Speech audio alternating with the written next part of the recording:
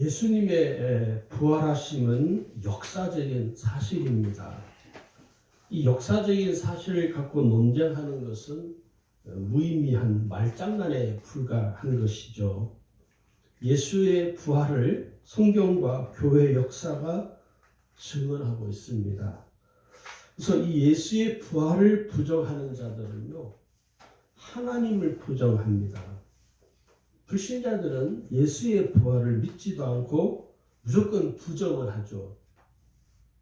그것은 믿지 않기 때문에 부정을 하는 것입니다.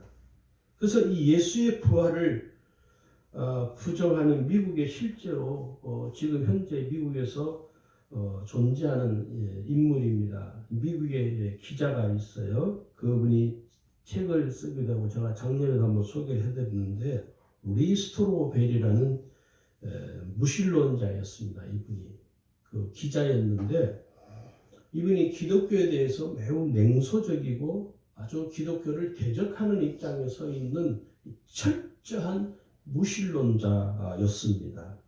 이 무신론자였던 리 스토르베리가 어느 날 식당에서 자기 어린 딸이 사탕을 먹다가 사탕이 목에 걸려서 이 기도가 막혀서 이 아이가 죽을 뻔했어요. 그때 마침 옆에 있던 어느 흑인 간호사가 재빠르게 조치를 취해서 그 아이가 사탕을 다 이렇게 토해내고 살아나게 됐습니다. 그리고 그 흑인 간호사가 예수를 믿는 분이세요. 그래서 그 아내가 그분을 따라서 그 이후부터 예수를 믿고 교회를 다니기 시작했다는 것입니다. 이 리스토로베리 입장에서는 철저한 무신론자이고 특히 이 기독교에 대해서는 아주 적대적인 입장을 취하는 사람이기 때문에 자기 아내가 교회를 간다 하니까 그 아내를 설득을 하기 위해서 무엇을 하냐면 이분이 예수의 부활은 거짓이다 하는 것을 증명하려고 시도를 합니다. 기자니까. 그래서 여러 전문가를 찾아갑니다. 학교의 학자도 찾아가고 의사들도 찾아가고 모든 이 학문 영역에서 학자들, 역사학자들 이런 사람들을 수도 없이 찾아가서 인터뷰를 해요. 그 인터뷰를 하는 목적이 뭐냐면 예수의 부활은 거짓이다. 이 부활은 기독교도들이 꾸며낸 것이다. 라고 것을 주장하기 위해서 이것을 철저하게 자기 아내에게 허구의 실체를 알려야겠다 싶어서 인터뷰를 다 다녀요. 그런데 이 리스토베리가 오히려 그 전문가들로부터 자기가 생각하는 그 확신, 예수는 부활한 것이 아니다, 거짓이다 하는 이 확신이 반대되는 증인들을 모든 이 전문가들이 내놓기 시작하는 거예요. 그러면서 자기가 무신론에 대한 신념이 이제 이게 흔들리기 시작합니다. 우리가 잘 알려진 사실이지만 결국 이 리스토르베리는 자신이 그토록 믿던 이 팩트, 사실이죠. 이 기자들은요, 팩트를 중요하게 여기거든요. 그래서 이 팩트에 굴복을 해버립니다. 왜냐하면 거짓이 아니라 예수의 부활은 사실이라는 것, 그것도 더군다나 역사적인 자료에 의해서 역사적인 증언들이 너무 많이 쏟아져 나오니까 거기에서 이 리스토베리가 나는 무신론자이라는 입장을 철회를 합니다. 그리고 이 리스토베리도 그 아내와 딸과 함께 예수를 믿고 지금은 미국의 세들백 교회 교육 목사를 거쳐서 지금 현재는 텍사스의 우들랜드 교회에서 목회자로 그리고 휴스턴에 있는 베프티스트 대학에서 대학 교수로 재직을 하고 있습니다. 예수는 역사다라는 책을 쓰기도 했는데요. 여러분 그 책을 한번 구입을 하셔서 읽어보셨으면 좋겠습니다. 저는 예수를 처음 믿는 분들한테 그 책을 꼭 제가 두 권의 책을 꼭 권하는데 하나는 그 책하고 또 하나는 기독교를 알아야 답이 보인다라는 한동대 교수를 지낸 분이 쓴 책이 있어요. 그 두 분이 제가 볼 때는 예수를 처음 믿는 분이나 또 예수를 믿는 현재 믿는 그 성도들도 꼭 필독서로 읽어봤으면 좋겠다는 생각이 듭니다. 오늘은 부활하신 이후에 예수님의 행적에 대해서 우리가 좀 추적을 하려고 합니다.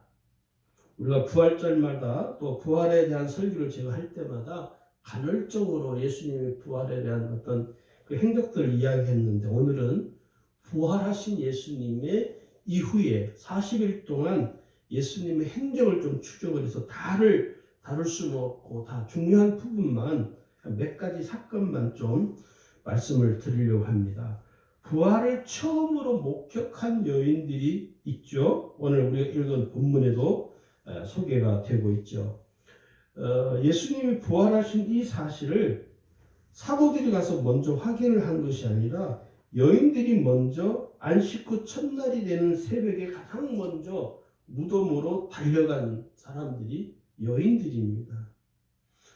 이런 맥락에서 보면 믿음은 남자들보다 여인들이 훨씬 믿음이 진중한 것 같아요. 우리나라만 하더라도 그죠?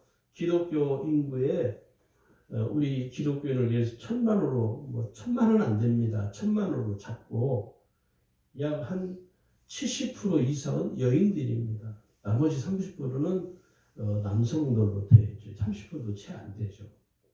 어쨌든 간에 이 여인들은 예수님이 무덤에 계시지 않으시고 무덤에서 다시 살아나신 그 모습을 가장 목격하는 부활의 증인이 되었습니다. 가서 보니까 예수님의 시신이 그 무덤에 놓여 있어야 되는데 무덤은 안 계시고 그 세마포만 남겨진 채 예수님의 시신이 어디 있는지 알 수를 없는 거죠. 그러니 여인들에게는 더 큰 슬픔에 빠질 수밖에 없는 것이죠. 그렇게 슬픔과 비통함에 잠겨있는 그 여인들에게 천사가 들려준 소식이 뭐냐면 예수님은 여기 무덤에 계시지 않고 예수님이 말씀하신 대로 다시 살아나셔서 갈릴리로 가셨으니 너희가 거기에서 예수님을 보게 될 것이다 라는 소식을 듣게 됩니다. 이 여인들이 예수님께서 부활하신 사실을 천사에게 듣고 급히 무덤을 떠나서 제자들에게 한달음에 달려갔는데 가려고 할 때 예수님 부활하신 그 주님이 그 여인들에게 나타나셨어요. 그러면서 주님이 말씀을 하죠. 그 여인들을 향하여 말씀하시기를 평안하냐. 여러분 한번 생각해 보세요. 예수님 무덤에 예수님 시신도 없고 낭망한 상황에서 이 여인들이 슬픔에 더 배가가 되는 것이죠. 너무 이게 멘붕 상태이죠, 사실은. 물론 천사가 가서 갈릴리에 먼저 가 있을 것 했지만은 이 여인들이 가면서 얼마나 마음이 다급하고 마음이 불안하고 그러겠습니까? 그런데 가는 도중에 예수님이 나타나셔서 그 여인들에게 묻잖아요. 평안하냐? 예수님은 그 여인들의 마음을 이미 읽고 계시다는 것이죠. 사람이요, 누군가가 내 마음을 읽어주는 것처럼 그렇게 위화를 줄 수가 없습니다. 우리가 어떨 때 분노를 하냐면 누군가가 나의 마음을 알아주지 않을 때 우리는 분노를 합니다.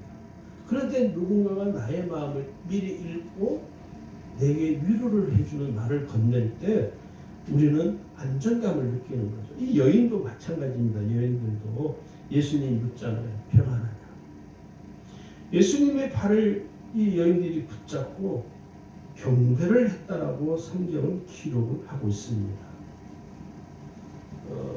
평안하냐고 묻는 그 예수님이 얼굴을 보면서 그 예수님을 보면서 이 여인들의 마음은 아마 철렁 내려앉았을 겁니다. 이걸 어떻게 기쁨이라고도 말할 수 없고 슬픔이라고도 말할 수 없고 이 슬픔과 기쁨이 이 뒤섞여서 일어나는 감정들이기 때문에 아마 이 여인들은 예수님의 발을 붙잡을 수밖에 없는 거예요. 그리고 예수님의 발을 붙잡고 그 예수님께 경배를 드리는 것을 보면 이 여인들의 믿음은 참으로 신실한 신앙이 아니었을까, 우리가 그렇게 생각을 해볼 수가 있습니다. 그리고 두 번째, 베드로와 제자들에게 예수님이 부활하시고 나타나시죠. 예수님이 부활하신 이 사실을 전해 듣습니다, 여인들에게. 근데 이 사도들의 반응은 뭐냐면, 성경은 누가복음 24장 11절에 보시면요, 사도들의 반응을 이렇게 기록을 해요. 사도들은 그들의 말이 허탄한 듯이 들려 믿지 아니하나. 허탄한 듯이 들려서 믿지를 않았다는 것이에요. 믿어지지가 않는 것이죠, 사실은. 예수님이 십자가에 죽으시고 다시 살아날 것이라고는 이 제자들은 상상하지 못한 것입니다. 꿈에도 이런 일이 일어날 것이라고는 생각하지도 않았다는 것이죠. 그러니 얼마나 이게 허탄한 일이 되겠습니까? 아니, 어떻게 그런 일이 가능할까?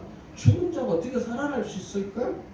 이런 상상이 더해지다 보니까 제자들이 모두가 충격에 빠져 있는 거예요. 요즘 말로 말하면 멘붕이 온 정도가 아니라 멘탈이 나가버린 거죠. 여러분, 사람이요, 이 멘탈이 나가버리면 그 자리에서 주저앉아버려요. 아무 생각이 나지 않고 멍해지고 그냥 그 자리에 주저앉아버리는 거죠. 그런데 여러분, 그렇게 충격에 빠져 있을 때 그 제자들 중에 한 사람, 누구냐면 베드로입니다. 베드로는 그 사실을 확인하기 위해서 무덤으로 달려갑니다. 호두가 멘붕에 빠져 있어요. 주저앉아버렸는데 베드로는 성격이 급하니까 내가 가서 확인해야겠다. 그래서 무덤으로 달려가서 자기 두 눈으로 직접 확인을 해보니까 진짜 이 여인들의 말처럼 무덤 속에는 시신을 감싸고 있는 세마포만 있는 빈 무덤에 불과합니다. 왜냐하면 예수님이 부활하시고, 베드로는 성경에 뭐냐면 기이 여기며 집으로 돌아갔다라고 성경은 기록을 합니다. 누가복음 24장 12절에 베드로 일어나 무덤에 달려가서 부풀려 들여다보니 세마포만 보이는지라 그 된 일을 기이 여기며 집으로 돌아갑니다. 신기한 일이 아닐 수가 없는 거예요. 상상도 하지 않은 일이 실제로 일어난 것을 보고, 이 광경을 보고 베드로가 어떻게 그 베드로가 이것을 어떻게 설명할 길이 없는 거죠. 그래서 성경에 보면 기이 여겼다. 신기하고도 너무너무 신기하고 상상할 수 없는 일이 일어난 일에 대해서 의아하게 생각을 하고 있는 것이죠. 또 예수님이 엠마us 마을로 가는 두 제자에게도 나타나시죠. 그래서 그 엠마us 마을까지 가는데 그 거리가 어느 정도 하면 25리입니다. 10리면 4km죠. 약 10km입니다. 요즘 우리는 몇 리냐, 우리는 옛날에는 몇 리, 지금 이제 키로수로 하니까 약 10km가 되는 정도죠. 이 거리를 예수님이 그 두 제자와 함께 동행을 하는 거예요.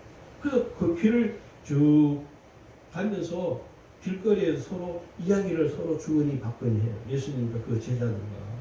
그런데 자기들과 함께 동행하면서 대화를 나누는 그분이 부활하신 예수님이라는 사실을 못 알아채립니다.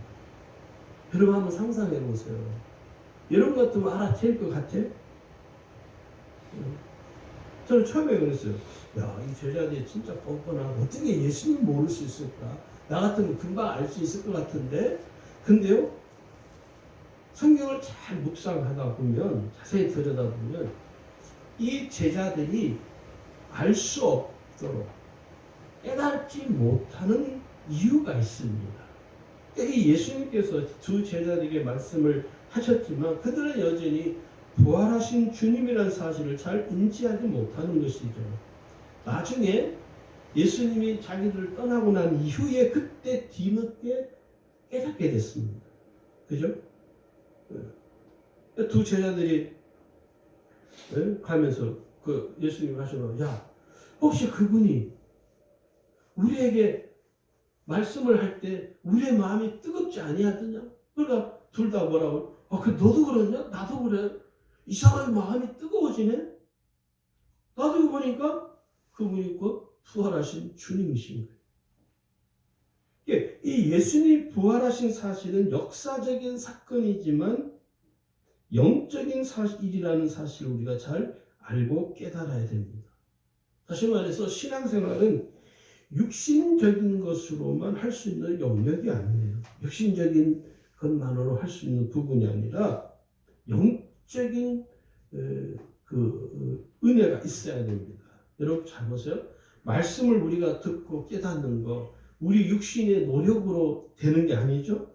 내가 하나님의 은혜를 알고 깨닫는 것, 예배를 드리는 것, 이런 모든 신앙생활의 모든 것은 영적인 눈이 열리고 은혜의 눈이 열려야만이 신앙생활을 할 수가 있습니다. 그러니 이 엠마오 마을까지 동행하는 이 두 제자는요, 자기들과 함께 25리가 되는 10km가 되는 거리를 걸어갔지만 자기들과 바로 옆에서 같이 대화를 나누었지만 이 영적인 눈이 열려지지 않아서 예수님이 부활하신 사실을 망각해버립니다.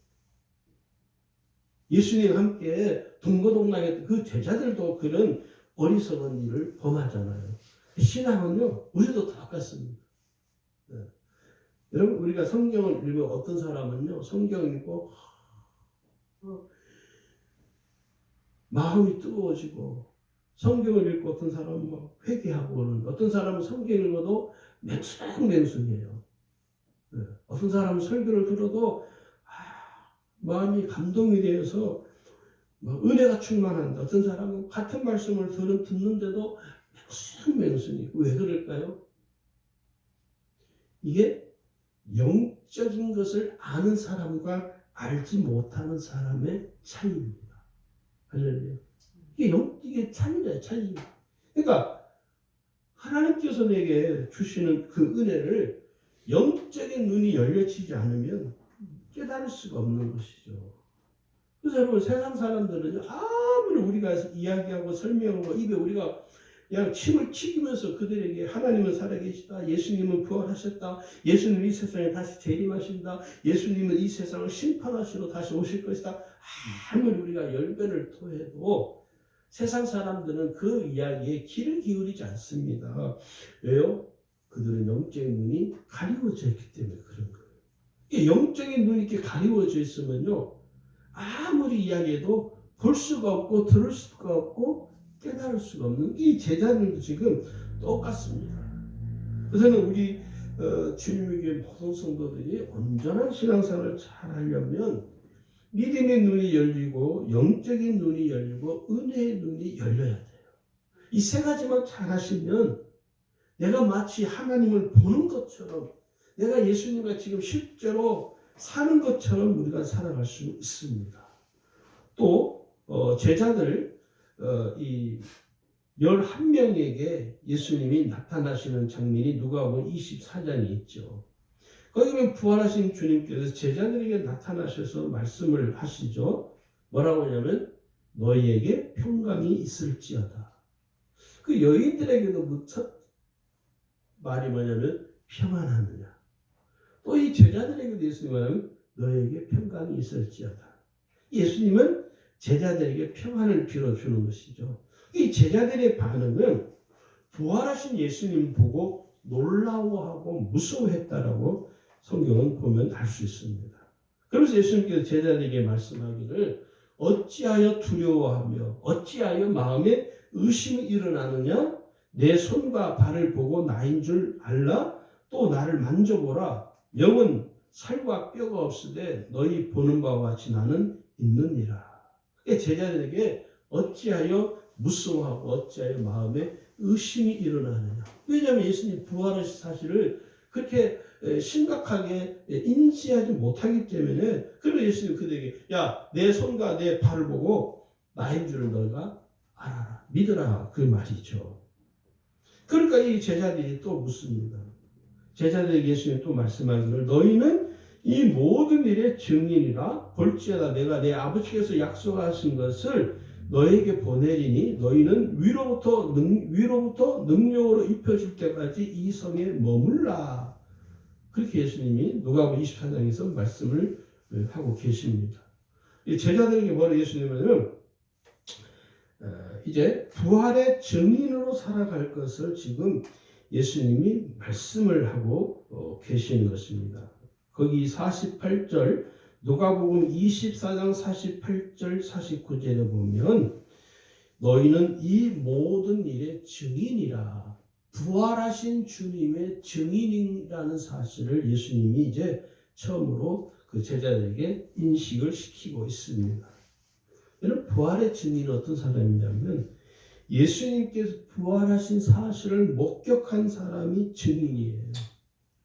그래서 제자들은 예루살렘으로 돌아가서 늘 성전에서 그렇게 하듯이 하나님을 찬송했다라고 누가복음 24장 52절 53절에 기록을 하고 있습니다. 그 예수님이 제자에게 너희는 이제 이 모든 일의 증인이다. 이 말은 오늘 우리에게도 똑같이 적용되는 거예요. 그래서 이 구원받은 그리스도인들의 삶은 뭐냐? 부활의 증인으로서 사는 것입니다.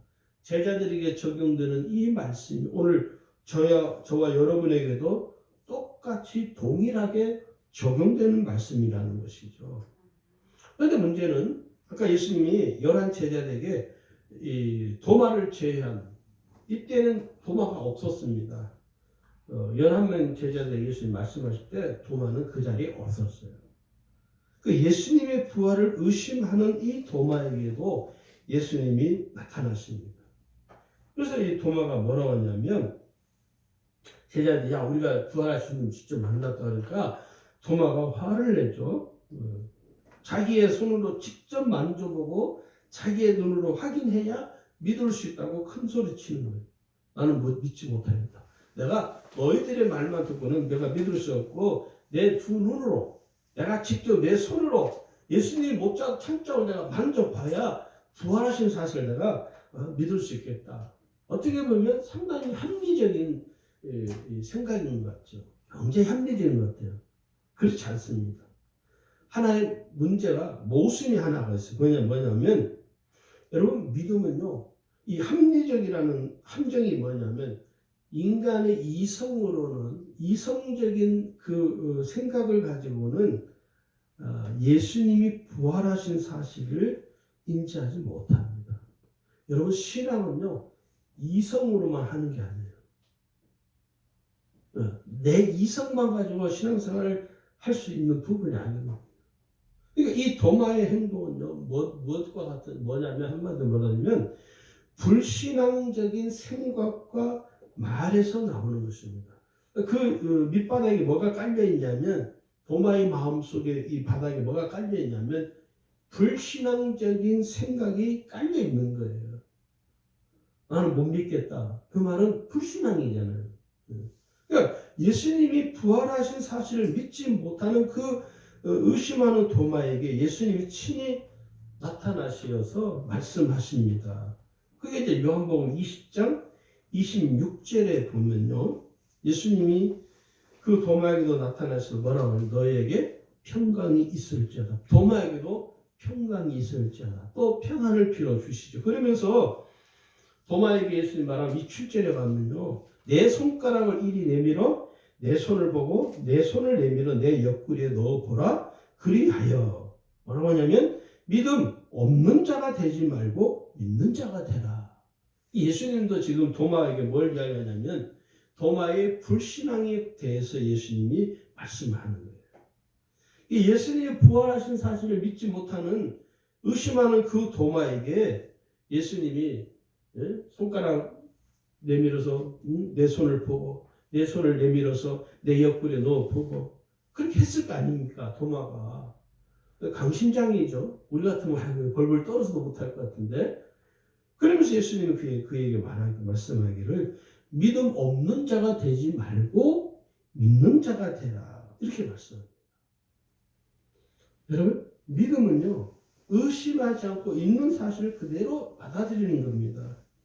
도마는 예수님이 부활하신 사실을 두 눈으로 자기가 보고 자기 손으로 만져보고 난 이후에 뒤늦게 어떻게 됐습니까? 믿음을 갖게 되었습니다. 그 믿음이 아니에요, 사실. 이 도마의 믿음은 온전한 믿음이라고 우리가 할 수가 없습니다. 그러면 예수님께서 계속 말씀하기를 도마가 이렇게 이제 확인하고 난 후에 예수님이 부활하신 사실을 확인하고 난 후에 이 도마가 고백을 합니다. 뭐라고 합니까? 나의 주님이시오 나의 하나님이십니다. 그건 이미 찾았다는 뒤에 예수님의 손 만져보고 옆구리 만져보고 난 후에 그때 뒤늦게나마 당신은 나의 주님이십니다. 나의 하나님이십니다. 라고 고백을 하게 된 거죠. 그러면 예수님이 말씀하는 게 너는 나를 본고로 믿느냐? 보지 못하고 믿는 자는 복되도다. 이렇게 말씀합니다. 그러니까 우리가 훨씬 도마보다 믿음이 좋은 사람들이에요. 할렐루야. 우리는 안 보고도 믿잖아요. 안 보고. 여러분 혹시 예수님 보셨어요? 본 적이 없어요. 부활하신 우리는 본 적이 없어요. 예수님 오신 것도 우리가 눈으로 확인한 적이 없어요. 그런데 오늘 우리는 성경의 역사거든요. 성경은요. 여러분 성경은요. 어느 성도들 중에 이 성경을 마치 무슨 동화책이라고 생각하는 성도들이 의외로 많더라고요. 쉽게 말해서 이런 거예요. 기독교 신앙을 합리화시키기 위해서 성경을 기록했다라고 생각하는 성도들 의외로 많습니다. 무지해서 꼭 아셔야 돼요. 성경은 역사적인 사실이 근거해서 기록한 책이라고 보면 틀림이 없습니다. 거기에 신앙의 눈으로 우리가 기록을 한 거예요. 그래서 성경은요. 하나님의 역사를 기록하기도 하고 인간의 구원 역사를 기록하기도 하고 예수님의 구원 역사를 기록한 책이에요. 그래서 우리가 이 성경을 볼 때 마치 주님을 보는 것처럼 우리가 이 성경을 대할 수밖에 없는 것입니다. 자, 그 다음에 예수님이 갈릴리에서 또한 11 제자에게 나타나시는 장면이 오늘 읽은 본문 그 이후에도 있습니다. 16절에서 20절까지 계속 기록이 되어 있어요. 그 다음에 마가복음 16장에도 기록이 되어 있고 이 부활하신 예수님께서 갈릴리에서 11 제자들을 만나셔가지고 그들에게 복음을 전하는 복음의 증인으로 살아갈 것을 이 사명을 부여를 하는 장면이 마태복음 28장 18절 20절에 기록이 되어 있죠. 우리가 요절과 같은 말씀이죠. 거기에서 예수님 뭐라고 하냐면 너희는 가서 모든 민족을 제자로 삼아 아버지와 아들과 성령의 이름으로 세례를 베풀고 내가 너에게 분도한 모든 것을 가르쳐 지키게 하라. 그리고 하시는 말씀이 내가 세상 끝날까지 너희와 항상 함께 있으리라. 오늘 예수님이 제자들에게 사명을 주시면서 복음의 증인으로 살아갈 것을 미션을 주시면서 하시는 마지막 말씀이 뭐냐면 내가 세상 끝날까지 너희와 항상 함께 있을 것이다. 할렐루야. 부활하신 주님께서 제자들에게 땅끝까지 이르러 복음을 전하는 삶을 살아갈 것을 명령하셨습니다. 부탁이 아니에요. 부탁은요. 들으셔도 되고 안 들어도 되는 건데 예수님이 하신 이 말씀은 부탁이 아니라 명령입니다. 안 하면 안 되는 거예요. 반드시 수행해야 되는 것이죠. 그래서 이 명령은 우리가 살아가면서 반드시 우리가 수행해 가야 할 우리의 삶의 과제와도 같은 것입니다. 그 다음에 예수님께서 승천하시기 전에 제자들에게 마지막으로 말씀하시는 장면이 이 사도행전 1장 1절에서 11절에 기록이 되어 있죠. 거기에서 예수님이 또 마지막으로 제자들에게 또 말씀을 하십니다. 예루살렘을 떠나지 말고 아버지께서 약속하신 성령을 기다리라. 할렐루야. 기다리라는 거예요. 뭘 기다리는 줄 아십니까? 성령을 기다리라고 예수님이 당부하시는 것이죠. 우리가 온전한 신앙생활을 잘 하려면요. 성령 충만함을 받아야 됩니다. 무슨 성령 충만을 받아가지고 좀 능력 나타나고 은사가 나타나고 그 정도 수준이 아닙니다. 성령의 충만함을 입어야만이 성령의 능력을 내가 입을 때 온전한 신앙생활을 할 수 있어요. 여러분 성령의 충만한 사람은요 신앙생활을 하는 것이 기쁩니다.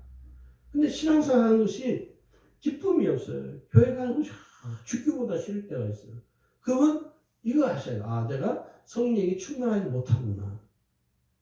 여러분, 스마트폰 배터리가 다 방전되면 어떻게 해요? 통화를 할 수 없어요. 그죠? 똑같은 거예요.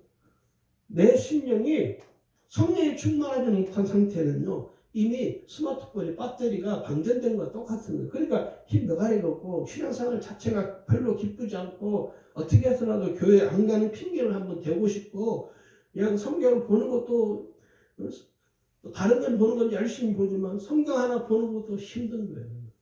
일주일 내내 살면서도 성경을 한 번도 안 본다면 그 사람은 성령이 충만한 사람이 아닙니다. 사는 건 열심히 살지만 그 열심히 사는 것을 비난하는 게 아니에요. 열심히 살아가지만 성경을 단 한 번도 일주일 동안 살면서 열어보지 않는다면 우리는 우리의 신앙에 이게 문제가 심각한 거예요. 그런데 문제는 우리가 그것을 심각하게 인지하지 못할 뿐이에요. 어제 SBS 뉴스에 나왔더라고요. 대구 동산병원에서 그 의료진들이 인터뷰를 한 게 나왔더라고요. 거기 보니까 그 간호사 의사들이 하는 말이 그 이야기예요. 우리 국민들을 바라보면서 안타까운 거예요. 자기들은 아직도 전쟁터에 있는 전쟁을 치르는 현장에 있는데 여전히 대한민국 국민들은 이 전쟁이나 자기들이 지금 펼치고 있는 목숨을 걸고 펼치고 있는 이 전쟁 같은 현장을 국민들은 인지하지 못하고 있다는 안타까운 이야기를 하더라고요. 제가 그걸 보면서 신앙도 여러분 다 똑같습니다. 신앙도 우리의 신앙도 우리가 심각하게 나의 신앙 상태를 인지하지 못하면요. 신앙생활도 그냥 종교적 열심만 가지고 교회를 열심히 다니게 되는 그런 일이 발생을 합니다.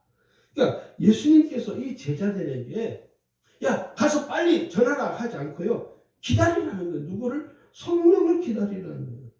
왜? 성령의 능력과 은혜를 입지 아니하면 오늘 복음의 증인으로서의 삶을 살아가기가 불가능하다고 예수님은 이미 아시기 때문에 성령을 기다리라는 거예요.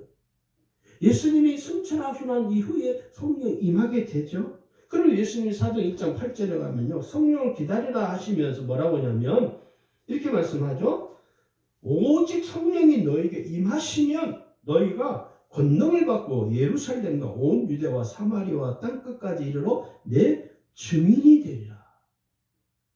성령을 기다리면서 그 성령을 힘입게 되면 권능을 받게 되고 그 성령의 권능을 통해서 예루살렘과 유대와 사마리아 땅끝까지 이르러 복음을 증거하는 증인으로서의 삶을 살아갈 수 있다는 거예요. 이게 예수님 오늘 우리에게 마지막 부탁하신 말씀입니다. 할렐루야. 성령을 받으셔야 돼요. 성령의 충만함을 입으셔야 돼요. 성령으로 충만하셔야 됩니다. 그래야 오늘 내가 이 세상을 지금 코로나 여러분 이 사태를 겪으면서 우리가 얼마나 마음이 우울합니까?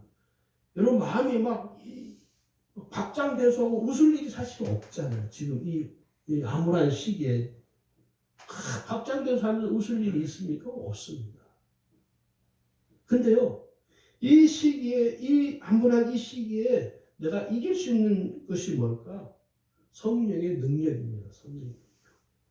성령이 내게 평안을 주시고 성령께서 내게 은혜를 주셔서 이 시기를, 어두운 이 시기를 내가 극복하고 이겨낼 수가 있는 거예요. 할렐루야. 아멘. 하나님의 독생자이신 예수 그리스도께서 이 세상에 인간으로 행하셨죠.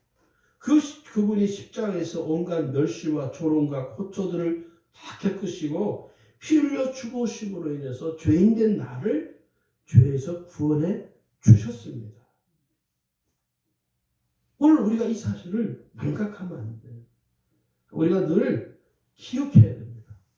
예수님이 십자가에서 조롱과 멸시와 고초를 겪으신 것은 다 나를 위함입니다. 그 주님이 나를 위해서 피 흘려 죽으셨다. 그 주님이 나를 죄에서 건져주셨다. 우리가 이 사실을 망각하면 안 됩니다. 그 주님이 사흘 만에 무덤에서 부활하셔서 나에게 부활의 기쁨과 소망을 허락하셨다라는 이 사실을 우리가 잊어버리면 안 됩니다. 제가 부활절 설교를 준비하면서 평신도 때 제가 그 부활절 때마다 그 도시에서는 익산, 전라북도 익산이죠. 거기에서는요. 지금은 그렇게 하는지 모르겠는데 도시가 작은 도시이기 때문에 그래서 그런지 모르겠지만 그때는 그 새벽 6시에 그 학교 이름은 이일여고인가요? 이리 여자고등학교 같은 그 고등학교 운동장에 모여서 그 익산 시내에 있는 모든 그리스도인들이 모여서 부활절 새벽 예배를 연합으로 드렸습니다. 그래서 모든 그리스도인들이 거기 다 새벽에 이제 6시쯤에 다 모이죠.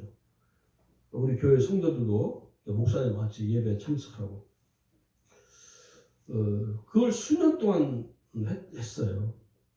제가 이렇게 보면서 그때는 그 새벽에 드리는 부활절 연합 예배는요 정말 순수하게 하나님께 경배를 드리고 예배를 드리는 집회였습니다.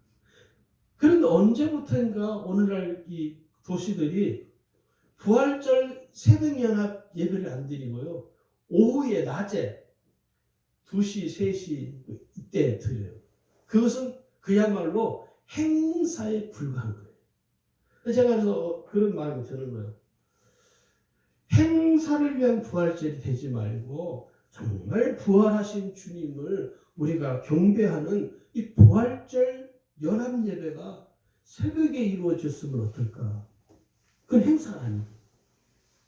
정말 주님의 부활하심을 경배하고 찬양하는 성도들이 모여서 숫자에 연연하지만 근데 오늘날 뭐 서울이고 부산이고 대구고 울산이고 보면 행사를 위한 사람들에게 보여주기 위한 부활절 연합 예배가 돼버렸어요. 그게 참 아이러니한 것 같아요. 그래서 저는 오래전에 그 전라북도 익산에서 부활절 새벽에 성도들이 모여서 함께 예배드리고 거기에서는요 정말 순수하게 설교자들이 부활절 설교를 했습니다. 근데 요즘은 이 기독 행사에 가보면요 강사로 온 목사들이 무슨 이야기 합니까? 맨 정치적인 이야기예요. 아주 기분 나쁘죠. 맨날 정치적인 이야기 색깔을 드러내놓고 뭐가 어떻고 저떻고 화가 나는 거예요. 하나님의 말씀을 전파해야 되고 하나님 말씀을 선포해야 되고 그 강단에서 목사들이 입에서 나오는 말들은 전부 다 세상에 속한 이야기들이죠. 정치에 관한 이야기하고 뭔 이야기하고 비난하고 비방하고 여러분 이제 4월 15일 이번 수요일이 국회의원 선거입니다. 여러분 두려움을 하셔야 돼요. 저는 이 투표를 우리 그리스도인들이 정말 두려움을 가지고 했으면 좋겠어요. 자기 정치적인 프레임 가지고 선거에 투표하지 마시고 하나님이 어떤 사람을 이 지역의 인물로 하나님이 세우시기를 원하는가를 좀 기도하고 물어보고 기도하면서 성령의 인도를 받으셔서 인물에게 투표를 해줬으면 좋겠어요. 그게 나라를 위한 길입니다, 여러분.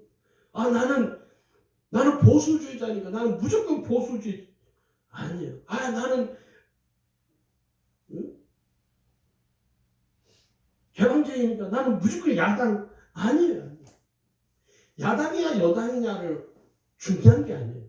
하나님이 어떤 사람을 이 지역의 인물로 세우시기를 원하는가를 우리가 구하고 찾아야 돼. 그게 그리스도인들의 의무입니다, 여러분. 할렐루야. 아멘. 어제도 문자가 하나 왔어요. 그 국회의원 선거 누구 찍으라고. 누가 보낸 줄 아세요? 그거를 어떤 목사님이 그걸 보냈어요. 제가 그걸 보면서 화가 나는 거예요. 목회자가 왜 이런 짓을 하나? 이 사람이 과연 하나님의 섭리에 이분이 굴복하는 분일까? 저는 솔직히 의심이 돼요. 여러분, 하나님이 지금 이 세상 역사를 주관하신다는 사실 여러분이 깨달아야 돼요. 그럼 여러분 함부로 여러분 생각대로 할 수가 없습니다. 지금 굉장히 중요합니다. 4월 15일이. 이 대한민국의 앞으로 미래가 길게 보면 한 10년. 그러면 하나님은 과연 어떤 사람을 이 지역에, 내가 살고 있는 지역에 일꾼으로 이 나라를 위해서 봉사할 수 있는 사람을 하나님이 세우실까? 하나님이 어떤 사람을 세우시기를 원하는가? 여러분 한 번이라도 기도해 보셨습니까? 기도하세요. 지금부터. 할렐루야. 지금부터 기도하세요. 그래야 여러분이 그리스도인입니다. 그게 그리스도인다운 투표입니다. 지금 이제 18살부터 투표를 하잖아요. 18살 된 아이들이 뭐 아무것도 뭐 모를 것 같죠? 아니요. 우리보다 훨씬 더 잘합니다. 우리는 살아온 세월만큼 생각이 굳어져 있어요. 그래서 나이가 50대, 60대, 70대 넘어갈수록 안 바뀌는 거예요, 이게요. 그런데 젊은 아이들은요, 이 판단력이 빨라요. 생각하는 게 50대, 60대, 70대들보다 훨씬 빠릅니다. 상황 판단이. 변화가 안 되는 거죠. 그러나 젊은이들은 상황 판단이 빨라요. 여러분, 제가 목사로서 부탁하건데 기도하세요. 기도하지 못했다면 오늘부터 3일 동안 기도하세요. 꼭 부탁입니다. 기도해 보세요. 하나님, 우리 지역에 어떤 사람이 좋은지 여러분 압니까? 저도 모릅니다. 이렇게 보니까요, 도대체 누가 어떤 사람이 좋은 사람인지, 어떤 사람이 이 나라를 위해서, 이 지역을 위해서 헌신할 사람인지 저도 판단이 안 서요. 그래서 할 수 있는 게 뭡니까? 기도하는 거예요.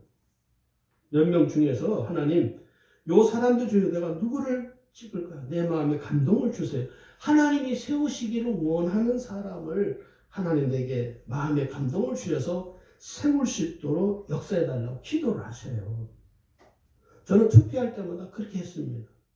하나님, 이 사람 할까요? 이 사람 할까요? 내 마음에 평안을 주시도록. 그리고 기도하고 가서 찍었어요. 뭐 그 사람이 대통령이 된 경우도 있고 안 된 경우도 있습니다. 중요한 것은 하나님의 뜻을 묻고서 이 내가 한 표를 행사하는 게 더 중요하다는 거예요. 할렐루야. 여러분 3일 동안 꼭 기도하세요. 저는 누구 찍으라고 안 했습니다. 그렇게 하면 안 되죠. 객관성이 없는 거죠. 중요한 것은 하나님이 어떤 사람을 세우기를 원하시는가에 우리가 초점을 맞춰야 돼요. 사람을 믿을 수가 없습니다. 그 사람이 설령 국회의원 돼도 어느 순간 국회의원 되고 난 후에 어떻게 돌변할지 모릅니다. 그런 사람들이 우리가 너무 많이 봤잖아요. 중요한 것은 하나님이 세운 사람이 누구인가 하는 걸 잘 분별받아서 투표해서 하나님이 세웠는데 그 사람이 돌변해서 그건 내 책임이 아니고 하나님 책임이에요. 하나님 왜 그런 사람을 학교에 세워가지고 이렇게 힘들게 하느냐고. 우리가 항변을 할 수는 있지만 여러분 꼭 아셔야 돼요. 예수님은 이 세상에 다시 재림하십니다. 네. 그게 투표가지고 너무 그렇게 서로 싸우지 마시고, 응? 부부간에도 야, 이 사람 찍어라, 저 사람 찍어라 싸우지 마시고, 아니면 이 사람 찍으려는데 남편이 이 사람 찍나 서로 또 싸워가지고 그런 가정이 많더라고요. 가정 안에서도 야당이냐 여당이냐 편 나눠가지고 서로 싸우고 그 쓸데없는 그런 소문전을 합니까? 예수님 오시면 아무 필요도 없는 거예요. 여러분 꼭 아셔야 돼요. 예수님께서 생전에 말씀하신 대로 사흘 만에 무덤에서 다시 살아나셨습니다. 그리고 오늘 우리에게 사명을 주셨어요. 모든 족속에게 땅끝까지 복음을 전하는 사명을 주셨다는 거예요. 그리고 그 예수님은 지금 하늘로 승천하셨어요. 그리고 이제 마지막 한 가지 약속이 우리에게 남겨 있어요. 우리가 대망하는 게 있으면 하나 뭡니까? 재림. 그래서 요한계시록에 보면 뭐랍니까? 아멘 주 예수여 어서 오시옵소서. 저는 이 구절을 제일 좋아해요. 아멘 주 예수여 어서 오시옵소서. 기도하겠습니다.